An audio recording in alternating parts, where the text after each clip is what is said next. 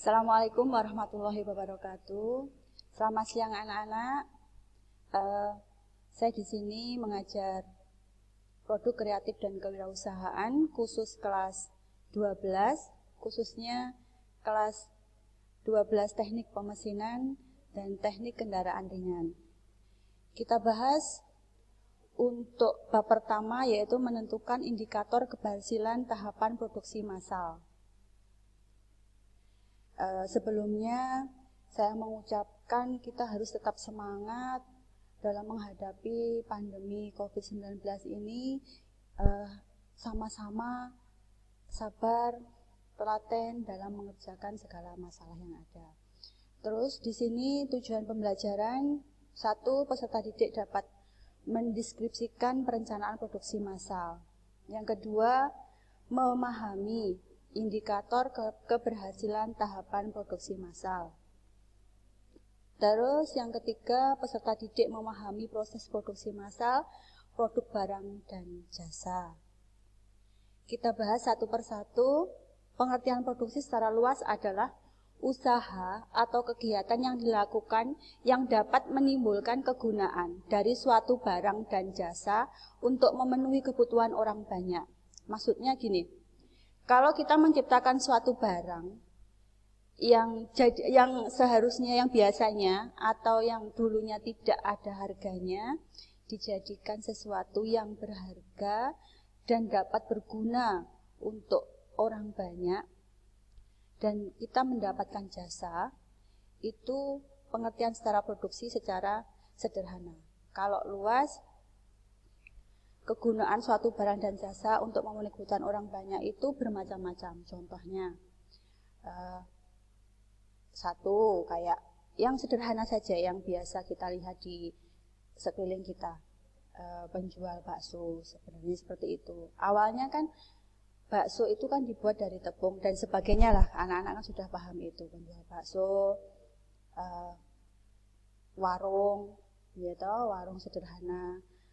Terus bengkel yang sederhana saja, yang biasanya kalian nongkrong itu, bengkel sepeda motor. Sepeda motor yang khusus modifikasi.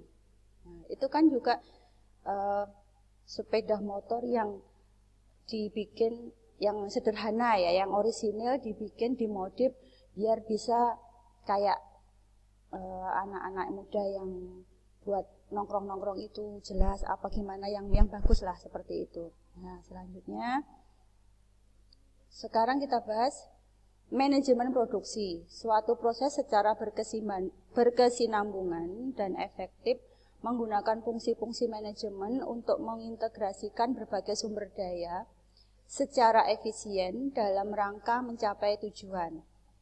Saya jelaskan. Suatu proses secara berkesinambungan, berarti terus-menerus.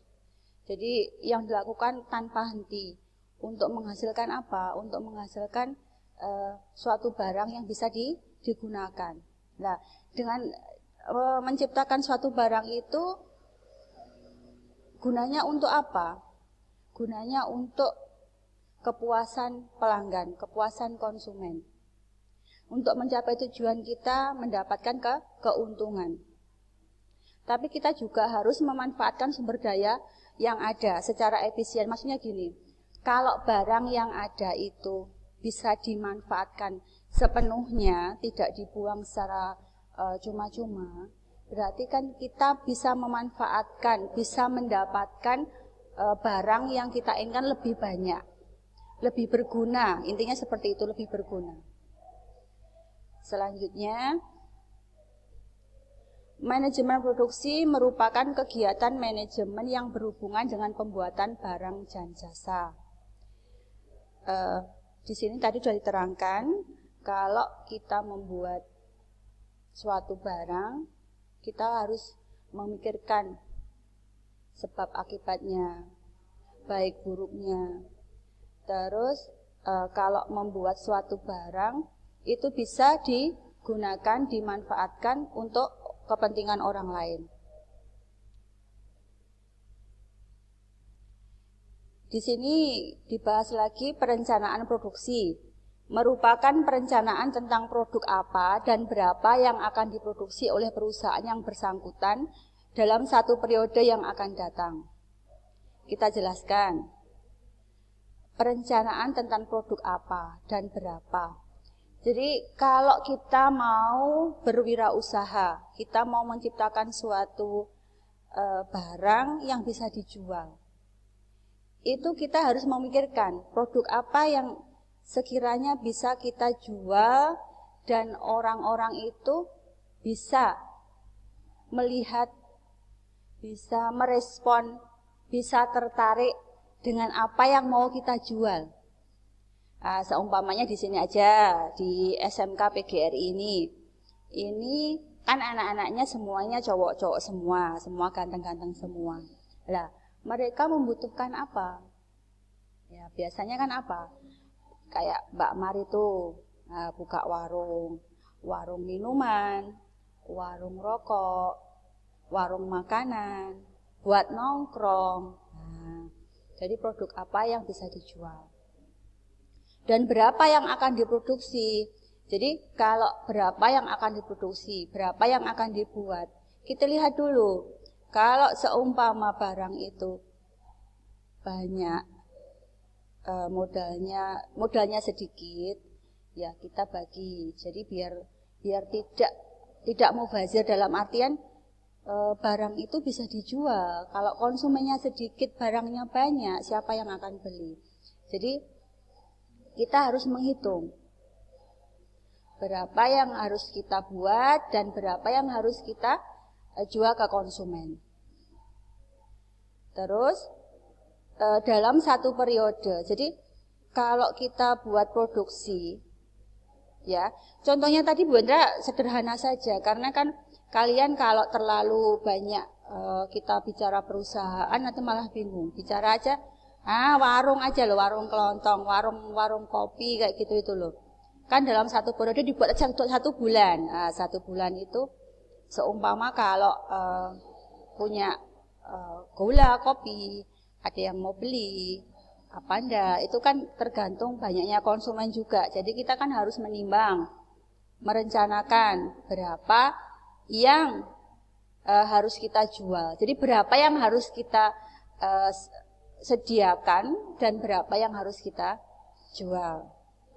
Dari sini mudah-mudahan bisa dipahami, bisa dimengerti apa yang Bu Endra terangkan. Kita lanjutkan lagi bab berikutnya. Aspek perencanaan produk dan produksi terkait dengan 2 pertanyaan mendasar, yaitu what dan who. Ya, what dan who. Kalau what itu apa? Tadi sudah dijelaskan ya, produk apa yang bisa dijual di masyarakat. Nah, kalau who, jadi kalau who itu siapa? Siapa yang mau melirik? Siapa yang mau merespon? Siapa yang mau membeli? Kalau kita mempunyai suatu produk, suatu barang, ya. Oleh karena itu ada 3 aspek dari perencanaan produk.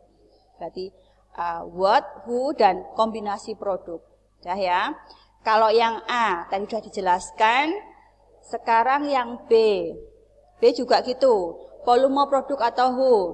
Jadi kalau kita menciptakan suatu barang, kita menghasilkan suatu barang, itu harus dilihat dulu berapa jumlah besar konsumen kita.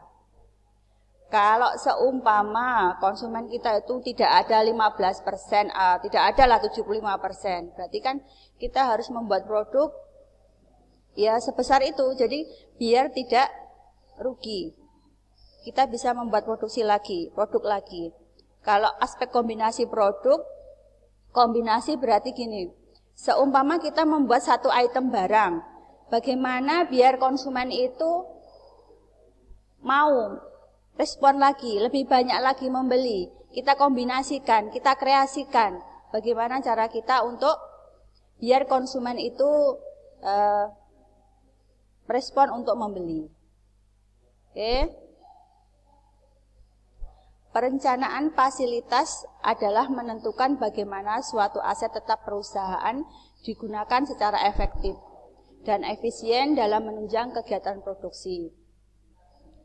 di sini perencanaan fasilitas. Maksudnya gini, kalau kita menjalankan suatu usaha sederhana saja, tidak usah kita membicarakan perusahaan. Di sini kalau membicarakan perusahaan, dalam pertemuan pertama kalian masih bingung, ya. Kita yang sederhana saja. Fasilitas. Kalau kita membuka usaha, itu kita harus punya fasilitas. Contohnya gini, kalau tempat, terus tempat untuk menjual barang-barang untuk yang disajikan itu, tempat barang yang disajikan itu bisa dimanfaatkan secara efektif dan efisien. Kenapa kok itu bisa dimanfaatkan secara efektif dan efisien, dapat menunjang kegiatan produksi? Kalau seumpamanya seperti ini, kalau kita membuat barang itu bahan jadi, bahan makanan, kan tidak terlalu lama ya, tidak terlalu tahan lama untuk disimpan. Jadi kita harus tahu, harus efektif betul, harus benar-benar dipikirkan. Oh, nanti kalau saya bikin ini seumpama 10 gitu, bisa dijual semuanya apa tidak. Jadi kita harus pikirkan benar-benar itu. Jadi biar kita terus semangat, ya. Kalau kita banyak memproduksi tapi tidak ada respon dari konsumen, tidak ada yang ingin melirik untuk membeli, kan juga percuma. Nah, makanya kita pun juga harus memanfaatkan bahan sumber yang kita punya itu seefektif dan efisien mungkin.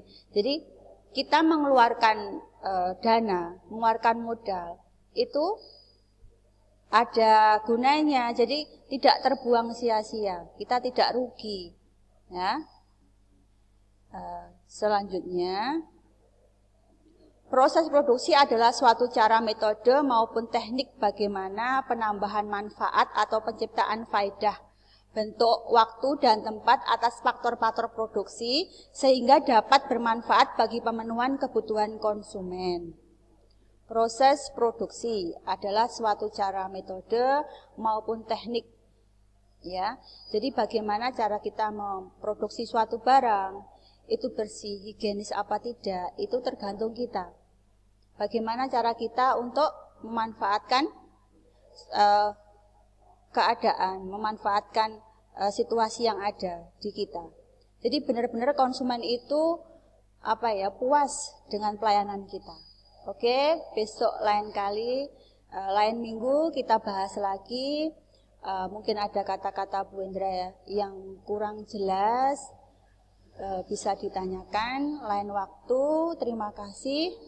Dan mohon maaf kalau ada kata-kata yang salah atau kalian tidak mengerti, nanti kita ulang lagi. Ya, selamat siang. Assalamualaikum warahmatullahi wabarakatuh.